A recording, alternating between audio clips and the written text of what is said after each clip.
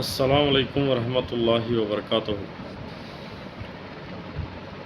தீன் என்பது அல்லாஹ்வுடைய கட்டளை, முஹம்மது நபி ரசூலுல்லாஹ் ஸல்லல்லாஹு அலைஹி வஸல்லம் அவர்களுடைய வாழ்க்கை வழிமுறையாக இருக்கின்றது. அல்லாஹ் இந்த உலகத்தில் மனிதனை படைத்ததுடைய நோக்கம் அல்லாஹ்வை வணங்குவதற்காகவே அன்றி மனிதனை அல்லாஹ் படைக்கவில்லை. மனிதன் இந்த உலகத்தில் ஆதம் அலைஹிஸ்ஸலாமை அல்லாஹ் முதலில் உருவாக்கினான். மண்ணை கொண்டு வெவ்வேறு இடத்திலிருந்து மண்ணை எடுத்துக்கொண்டு அந்த மண்ணை வைத்து ஆதம் அலைஹிஸ்ஸலாமை சொர்க்கத்தில் உருவாக்கினான். அவர் சொர்க்கத்தில் ஆதம் அலைஹிஸ்ஸலாம் அவர்களை உருவாக்கும் பொழுது அவர்களுக்கு துணைவியாக ஹவ்வா அலைஹிஸ்ஸலாம் அவர்களை அவருடைய இடுப்பு பகுதியிலிருந்து அவர்களிலிருந்தே ஹவ்வா அலைஹிஸ்ஸலாமை படைத்தான். அப்பொழுது இருவரும் சொர்க்கத்தில் நிம்மதியாகவும் சந்தோஷமாகவும் வாழும்படி அல்லாஹ் கட்டளையிட்டான். அப்பொழுது ஒரு மரத்தை மட்டும் தழுவாமல் இருக்கும்படியாக அல்லாஹ் கட்டளையிட்டான். அந்த மரத்தின் கனியை சாப்பிடாமல் இருக்கும்படி அல்லாஹ் ஆணையிட்டான். இது ஒரு சோதனையாக அவர்களுக்கு அல்லாஹ் தந்தான். அப்போது மனிதன் அந்த சோதனையிலிருந்து வெற்றி பெறாமல் அந்த சோதனையில் தோல்வி அடைந்தார்கள். அந்த கனியை சாப்பிடும்படியாக பாம்பின் மூலமாக ஷைத்தானை கொண்டு அல்லாஹ் ஆதம் அலைஹிஸ்ஸலாம் அவர்களை வஸ்வசா செய்தான், தூண்டுதல் செய்தான். இப்போது ஆதம் அலைஹிஸ்ஸலாம் அவர்கள் அந்த வஸ்வசாட்டை மூலமாக ஹவ்வா அலைஹிஸ்ஸலாம் மூலமாக அவர்களுக்கு வஸ்வசா செய்யப்பட்டது. இப்போது அந்த மரத்தை தழுவி அந்த மரத்தின் கனியை உண்டு அவர்கள் தன்னுடைய மானத்தை இழந்தார்கள். தன்னுடைய ஆடை கலைந்து விட்டது. பொழுது மனிதன் முதலில் செய்த பாவம் அல்லாஹ்வுடைய கட்டளையை புறக்கணித்தது. அல்லாஹ்வுடைய சோதனையிலிருந்து தோல்வி அடைந்துதான் முதலில் அல்லாஹ் மனிதனுக்கு தந்த மிக பெரும் சோதனையாக இருக்கின்றது. மிக பெரும் ஒரு பாடமாக இருக்கின்றது, தேர்வாக இருக்கின்றது. இப்போது நாம் இதிலிருந்து என்ன புரிந்து கொள்ள வேண்டும்? அப்போது ஆதம் அலைஹிஸ்ஸலாம் அவர்களை அல்லாஹ் கட்டளையிட்ட அந்த கனியை சாப்பிடாமல் இருக்கும்படி கூறியதை மனிதன் கேட்காமல் அதனை சென்று சாப்பிட்டார்கள். மனிதன் அல்லாஹ் கூறுகின்றான், மனிதனை நாம் ஒரு இந்திரிய துளியிலிருந்து படைத்துள்ளோம். அந்த மனிதன் மிகவும் அதாவது சக்தி உடையவனாக இல்லாமல் சக்தி குறைவுடையவனாக படைக்கப்பட்டுள்ளான் என்று அல்லாஹ் கூறுகின்றான். இப்போது மனிதன் புரிந்து கொள்வதற்கு கொள்ளும் அந்த ஆற்றலை அல்லாஹ் ஒரு சோதனையாக வைத்திருக்கின்றான். ஒவ்வொரு மனிதனை ஒவ்வொரு வகையாக அல்லாஹ் இந்த உலகத்தில் படைக்கின்றான். ஆதம் அலைஹிஸ்ஸலாம் அவர்களை செய்த சோதனையினால் அவர்கள் இந்த உலகத்திற்கு இறக்கப்பட்டார்கள். அப்போ ஆதம் அலைஹிஸ்ஸலாமும் ஹவ்வா அலைஹிஸ்ஸலாமும் ஒவ்வொரு இடத்தில் இந்த உலகத்தில் வாழ்ந்தார்கள். ஆதம் அலைஹிஸ்ஸலாம் இந்தியாவில் இருக்கின்ற ஸ்ரீலங்கா என்கின்ற அந்த இடத்தில் இறங்கியதாக வரலாறு கூறுகின்றது. ஹவ்வா அலைஹிஸ்ஸலாம் அவர்களை அல்லாஹ் சவுதி அரேபியாவில் இறக்கியதாக வரலாறு இருக்கின்றது. அப்பொழுது அவர்கள் இருவரும் சேர்வதற்கும் அல்லாஹ் பல நாட்களானது அவர்கள் இருவரும் சவுதி அரேபியாவில் சென்று சேர்ந்ததாக வரலாறு கூறுகின்றது. இப்போது அல்லாஹ்விடம் பாவ மன்னிப்பு கேட்டு அவர்களை அல்லாஹ் அவர்களுக்கு ஆடைகளை கொடுத்து அவர்களை மன்னித்து அருளினான். பிறகு அவர்களுடைய பிள்ளைகள் உருவாகினார்கள். அப்பொழுது மனித சமுதாயம் உருவாகியது. ஆனால் இது அறிவியலில் இதனை ஒத்துக்கொள்ள அறிவியல் எப்படி கூறுகின்றது என்றால், மனிதன் சொர்க்கத்தில் வந்ததாக கூறவில்லை. மனிதன் குரங்கிலிருந்து உருவாகினான் என்று தான் அறிவியலில் டார்வின்ஸ் தியரி என்கின்ற அந்த ஆய்வு கூறுகின்றது. ஆனால் அல்லாஹ் இதனை மனிதன் சொர்க்கத்தில் உருவாக்கப்பட்டான் என்று கூறுகின்றான். அல்லாஹ்வுடைய கிதாபுகள், அல்லாஹ்வுடைய குரானிலும் அல்லாஹ்வுடைய வேதங்களிலும் இதை தான் இறைவன் கூறுகின்றான். பொது மனிதன் வந்து அனைத்து விலங்கினங்களிலிருந்தும் தனி தனி தனித்துவம் தனித்துவம் பெற்றவனாக இருக்கின்றான். மனிதன் எதற்காக இந்த உலகத்தில் உருவாக்கப் பெற்றான் என்பதை மனிதன் அறிந்து கொள்வதற்காகவே அல்லாஹ் வந்து இந்த வேதங்களை அனைத்தையும் அல்லாஹ் படைத்திருக்கின்றான். நபிமார்களை அல்லாஹ் இறக்கியதாக குர்ஆனில் கூறுகின்றான். தன்னுடைய வேதமாகிய குர்ஆனில் அல்லாஹ் கூறுகின்றான். ஒவ்வொரு சமுதாயத்திற்கும் அல்லாஹ் வந்து நபிமார்கள் மனிதர்களிலிருந்தே மனிதர்களை ஏவி ஒவ்வொரு சமுதாயத்திற்கும் ஒவ்வொரு மனிதரையும் தன்னுடைய தூதராகவும் தன்னுடைய நபியாகவும் அல்லாஹ் வந்து அனுப்பினான். தூதர் என்றால் இறை செய்தியை மனிதர்களிடத்தில் கொண்டு போய் சேர்ப்பது தூதர் என்று கூறுவார்கள். ரசூல்மார்கள் என்றால் வஹியை அல்லாஹ்வுடைய வஹியை கிதாபு மூலமாகவும் கிதாபை கொண்டும் மனிதர்களிடத்தில் நற்செய்தியை கொண்டு போய் சேர்ப்பதாக இருப்பது ரசூல்மார்களாக இருக்கின்றார்கள். நேரடியாக அல்லாஹ் வந்து நபிமார்களிடம் பேசுவான். ரசூல்மார்களிடத்தில் அல்லாஹ் வந்து ஜிப்ரீல் அலைஹிஸ்ஸலாம் மூலமாக வஹியை கொண்டு வந்து சேர்ப்பான். மூசா அலைஹிஸ்ஸலாம் அவர்கள், ஈசா அலைஹிஸ்ஸலாம் ஆகிய இவர்களிடம் அல்லாஹ் நேரடியாக பேசியிருக்கின்றான். நம்முடைய முஹம்மது நபி ஸல்லல்லாஹு அலைஹி வஸல்லம் அவர்களிடத்திலும் அல்லாஹ் வந்து மிஹ்ராஜ் பயணம் செல்லும் பொழுது நேரடியாக அல்லாஹ் பேசியிருக்கின்றான்.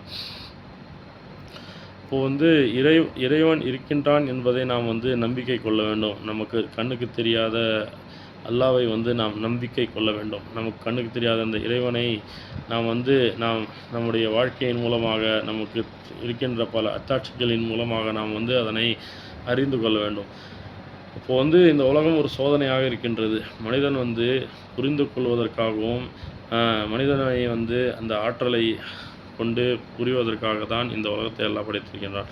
கல்வியின் மூலமாக நாம் வந்து வாழ்க்கையில் எப்படி வாழ வேண்டும் என்பதை நாம் கல்வியை கொண்டு கற்றுக்கொள்கின்றோம். ஒரு சிறு பிள்ளையிலிருந்து நம்மை வந்து ஒரு 3 வயதிலிருந்தே நம்மை வந்து நம்முடைய தாய் தந்தை வந்து பள்ளியில் சேர்த்து விடுகின்றார்கள். இப்பொழுது வந்து நாம் பள்ளிக்கு சென்று பாடத்தை கற்பதற்காக செல்கின்றோம் என்றால், அந்த பிள்ளையை வளர்க்கும் முறையை ஒரு தந்தையாகவும் ஒரு தாயாகவும் நாம் வந்து முதலில் கற்றுக்கொள்ள வேண்டும். ஒரு பெற்றோர்கள் தன்னுடைய பிள்ளைகளை எப்படி வளர்க்கின்றார்களோ அதன்படி தான் பிள்ளைகளும் வளர்வார்கள். ஒரு குருக்களை கொண்டும் ஒரு ஆசிரியர்களை கொண்டும் பிள்ளைகள் வந்து உருவாகுவார்கள். ஆனால் அதனை தாண்டியும் தன்னுடைய பெற்றோர்கள் வந்து அதிகமான கவனத்தை செலுத்த வேண்டும்.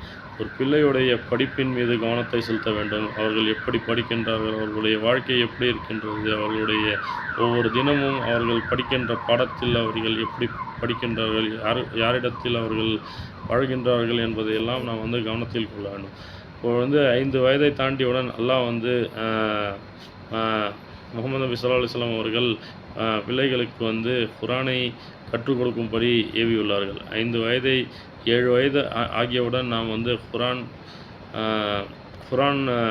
குர்ஆனை கற்றுக் கொடுக்க வேண்டும். ஒரு பிள்ளைக்கு வந்து சிறு வயதிலிருந்தே அவர்களை அரபியை கற்றுக் கொடுப்பதாகவும் அலிஃப் பே தே இதை கற்றுக் கொடுத்து அவர்களுக்கு அல்ஹம் சூராவை கற்றுக் கொடுக்க வேண்டும்.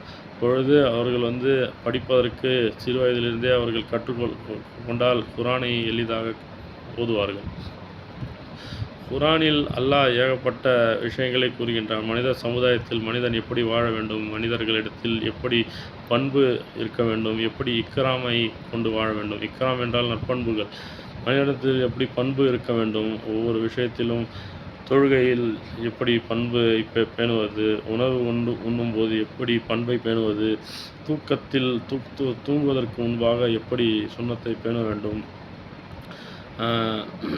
ஒரு வேலைக்கு செல்கின்றோம், வியாபாரம் செய்வதற்காக நாம் செல்கின்றோம் என்றால் அதில் எப்படி நாம் வந்து பண்புகளை பேண வேண்டும் என்பதெல்லாம் சுன்னத்தில் நபியுடைய முஹம்மது நபி ஸல்லல்லாஹு அலைஹி வஸல்லம் அவர்களுடைய சுன்னத்தாக இருக்கின்றது. இந்த சுன்னத்துகளை வந்து நாம் வந்து ஹதீஸ் மூலமாக படித்து அறிந்து கொள்ள வேண்டும். இலீம் என்று கூறுவார்கள். மசாயில் இலீம், ஃபஸாயில் இலீம் என்று கூறுவார்கள். இதனை வந்து நாம் வந்து அனுதினமும் தொழுத பிறகு அதனை வந்து படித்து சஹாபாமார்கள் எப்படி வாழ்ந்தார்கள், சஹாபாக்களுடைய வாழ்க்கை எப்படி இருந்தது, அவர்கள் எப்படிப்பட்ட சோதனைகளை எல்லாம் மேற்கொண்டார்கள், மக்களிடத்தில் எப்படி பழகினார்கள் இயற்கையாகவும் இயற்கையை ஒத்தும் எப்படி வாழ்ந்தார்கள், மனிதர்கள் எப்படி ஒவ்வொரு விஷயத்தையும் அணுகினார்கள், ஒவ்வொரு விஷயத்தையும் எப்படி காது கொடுத்து கேட்டார்கள் என்பதையெல்லாம் நாம் வந்து படித்து தெரிந்து கொள்ள வேண்டும். ஒரு மனிதன் வந்து கீழ்ப்படிய வேண்டும். ஒரு மனிதன் இன்னொரு மனிதனுக்கு கீழ்ப்படிந்தால்தான் அவன் நல்ல ஒரு மனிதனாக உருவாகுகின்றான்.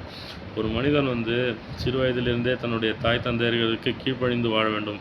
ஒரு தந்தையாக நாம் வந்து பிள்ளைகளை சரியான முறையில் வளர்க்க வேண்டும். அப்பொழுதுதான் அந்த பிள்ளைகள் கீழ்ப்படிந்து வாழ்வார்கள்.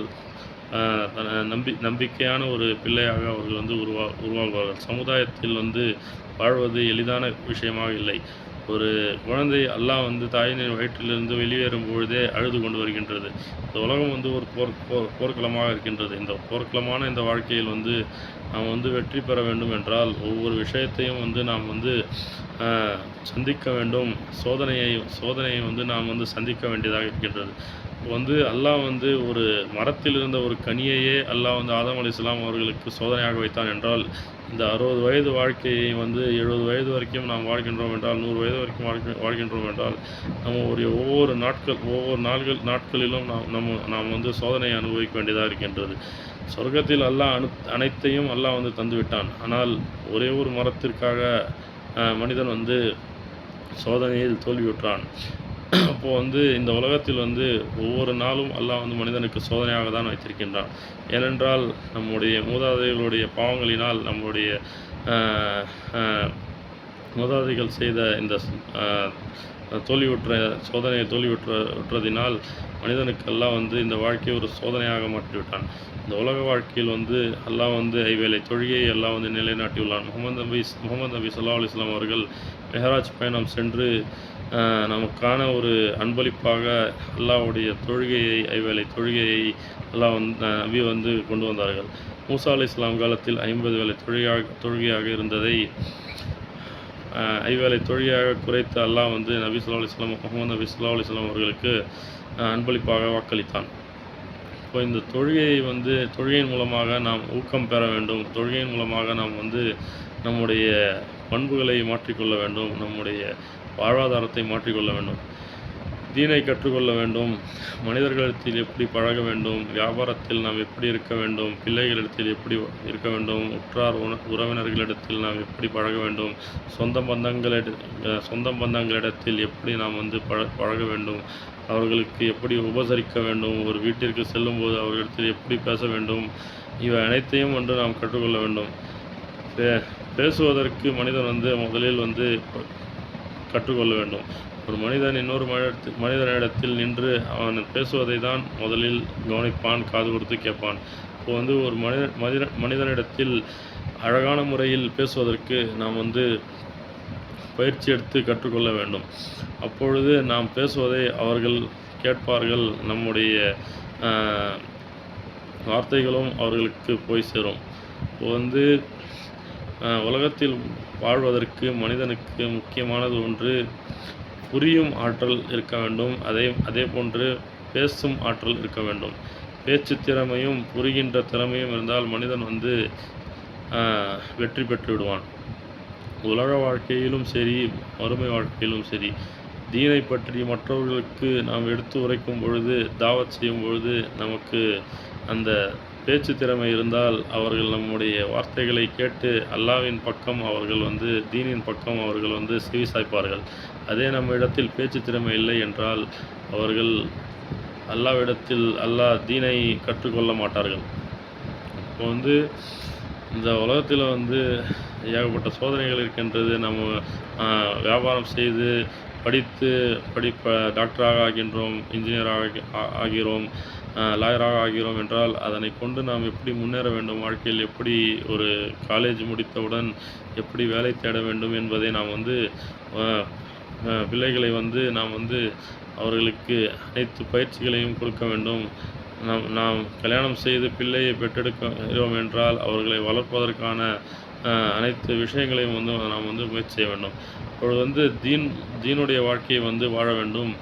இயற்கையை ஒத்து வாழ வேண்டும். மனிதர்களுக்கு சதகா அதாவது சஹாபாமார்கள் அதிகமான சதகாக்களை செய்தார்கள். பணமாகவோ பொருளாகவோ மனிதர்களுக்கு சதகா செய்தார்கள். அல்லாஹ்வுடைய ஃபரல்களில் ஜக்காத் கொடுப்பது வந்து ஒரு ஃபரலாக இருக்கின்றது. இப்போது நாம் சம்பாதிக்கின்ற பணத்திலிருந்து ஏழை எளியவர்களுக்கு ஜக்காத் கொடுக்க வேண்டும். ஏழைகளாக இருக்கின்ற மக்களுக்கு, பணம் இல்லாதவர்களுக்கு பண உதவியாக நாம் வந்து ஜக்காத் கொடுக்க வேண்டும். இப்போது வந்து தீனை முழுமையாக கற்று வாழ்வதற்காக தான் அல்லாஹ் வந்து இந்த தீனை படைத்திருக்கின்றான். இந்த மறுமை வாழ்க்கையை நம்பி, மௌத்தை நம்பி வாழ வேண்டும். விதியை நம்பி வாழ வேண்டும். அல்லாஹ்வுடைய மலக்குமார்களை நம்பி வாழ வேண்டும். அல்லாஹ்வுடைய வேதங்களை நம்ப வேண்டும். அல்லாஹ்வை பற்றி புரிந்து கொள்ள வேண்டும். அல்லாஹ்வுடைய தீனையும் நபிமார்களை வந்து நம்ப வேண்டும். அல்லாஹ்வுடைய தீனை கற்றுக்கொள்ள வேண்டும். இப்போ வந்து தினமும் குரானை எடுத்து ஓத வேண்டும். ஆனால் குரானில் என்ன இருக்கின்றது என்பதை புரிந்து ஓத வேண்டும். அரபியில் மட்டும் ஓதினால் போதாது, அதனை புரிந்து ஓதுவதற்காக நாம் வந்து முயற்சி வேண்டும். இப்பொழுது நம்முடைய வீட்டில் பர்க்கத் உண்டாகின்றது. ஃபஜருடைய தொழுகையை இமாம் ஜமாத்துடன் சேர்ந்து தொழுவதற்கு முயற்சி செய்யணும். யார் ஒருவர் வந்து இமாம் ஜமாத்துடன் தொழுகையை வந்து தொழுகிறாரோ அல்லாஹ் அவர்களுடைய அந்த தினத்துடைய முழு பொறுப்பையும் அல்லாஹ் ஏற்றுக்கொள்வதாக அல்லாஹ் வந்து வாக்களிக்கிறான். குரானில் வந்து அல்லாஹ் கூறுகின்றான். இப்போது குரானில் குறிப்பிடுகின்றான். இப்போ வந்து நாம் வந்து இந்த ஃபஜர் தொழுகை மட்டும் இல்லை, ஃபஜர், அசர், ஜொஹர், அசர், மக்ரிப், இஷா ஆகிய 5 வேளை தொழுகையும் அல்லாஹ் வந்து காலையிலும் மாலையிலும் தொழும்படி அல்லாஹ் வந்து குரானில் கூறுகின்றான். சபருடன் இருக்க வேண்டும் என்று கூறுகின்றான். ஏழை எளியவர்களுக்கு உதவி செய்யும்படி அல்லாஹ் வந்து கூறுகின்றான். தாய் தந்தையர்களுக்கு கீழ்ப்படிந்து வாழும்படி அல்லாஹ் வந்து கூறுகின்றான். இப்போ அனைத்தும் வந்து நாம் வந்து கடைபிடிக்க வேண்டும். பாவங்களிலிருந்து நாம் வந்து தப்பித்திருக்க வேண்டும். பாவங்களை ஷிர்க்கிலிருந்து தூரமாகி இருக்க வேண்டும். அல்லாஹ்விற்கு இணை வைப்பதை வந்து விட்டு நாம் வந்து தூரமாக இருக்க வேண்டும். அதே போன்று விபச்சாரம் செய்வதிலிருந்து நாம் தூரமாக இருக்க வேண்டும். பின்னாடி பேசுகிறது, ஒருத்தர் இல்லாத போது பின்னாடி பேசும் அந்த பாவத்திலிருந்து வந்து நாம் வந்து தூரமாக இருக்க வேண்டும். ஆக அல்லாஹ்வுடைய தீன் மூலமாக அல்லாஹ்வின் மீது நம்பிக்கை வைத்து தீன் மூலமாக வாழ்வதற்காக நாம் முயற்சி செய்வோமாக. அனைத்து பாவங்களிலிருந்து அல்லாஹ் வந்து நம்மை காப்பாற்றி நம்மை தீன் படியாக வாழ்வதற்கு நமக்கு உதவி செய்வானாக. வாஹிரு தாவானா அல்ஹம்துலில்லாஹி ரப்பில் ஆலமீன்.